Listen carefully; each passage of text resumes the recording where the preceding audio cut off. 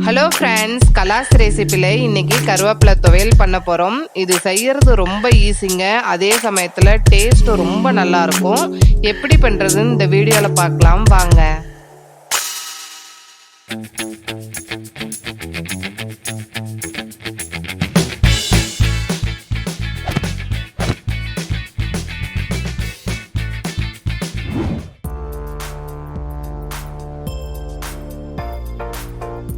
கடாயில் கொஞ்சம் ஆயில் சேர்த்துட்டு ஒரு சின்ன துண்டு புளி, 1 டீஸ்பூன் ஜீரகம், 3/4 டீஸ்பூன் மிளகு, 15 பல்லு பூண்டு, 4 வரமிளகா, காரத்துக்கு ஏற்ற மாதிரி நீங்கள் சேர்த்துக்கோங்க.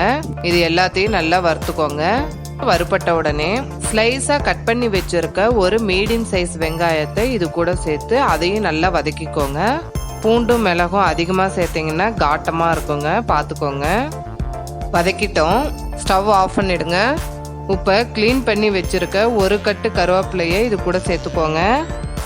கருவேப்பிலை இந்த அளவு சேர்த்தா கரெக்டாக இருக்குங்க. பாருங்கள், பார்க்கறதுக்கு கருவேப்பிலை ரொம்ப வதக்கின மாதிரி தெரியல. போதும்.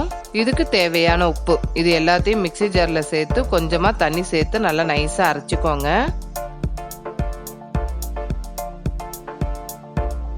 அரைச்சிட்டோம், இது இருக்கட்டும்.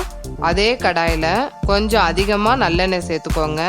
எண்ணெய் ஹீட் ஆன உடனே கொஞ்சம் கடுகு உளுத்தம் பருப்பு, வெடித்த உடனே கொஞ்சம் கருவேப்பிலை, அரைச்சி வச்சிருக்க கருவேப்பிலை துவையல், மிக்ஸி ஜாரில் கொஞ்சம் தண்ணி சேர்த்து அதையும் இது கூட சேர்த்து நல்லா வதக்கிக்கோங்க. எண்ணெய் பிரிஞ்சு மேலே வரணுங்க, அப்போ தான் டேஸ்ட்டும் நல்லாயிருக்கும். நம்ம ஒரு 4 நாளைக்கு கூட வச்சு சாப்பிட்லாங்க. ஸ்கூலுக்கு கூட இது கிளறி கொடுக்கலாம், பசங்களும் விரும்பி சாப்பிடுவாங்க. பாருங்க, எண்ணெய் பிரிஞ்சு மேலே வந்துடுச்சு. ஸ்டவ் ஆஃப் பண்ணிடலாம். அவ்வளோதாங்க. இந்த கருவேப்பிலை துவையல் சாதத்துக்கு, சப்பாத்திக்கு, தோசைக்கு எல்லாத்துக்குமே ரொம்ப நல்லா இருக்கும். நீங்கள் ட்ரை பண்ணி பார்த்துட்டு உங்களுடைய கமெண்ட்ஸை எனக்கு ஷேர் பண்ணுங்கள். இந்த வீடியோ உங்களுக்கு பிடிச்சிருந்ததுன்னா கலாஸ் ரெசிபிக்கு சப்ஸ்கிரைப் பண்ணுங்கள். பெல் ஐக்கானை கிளிக் பண்ண மறந்துடாதீங்க.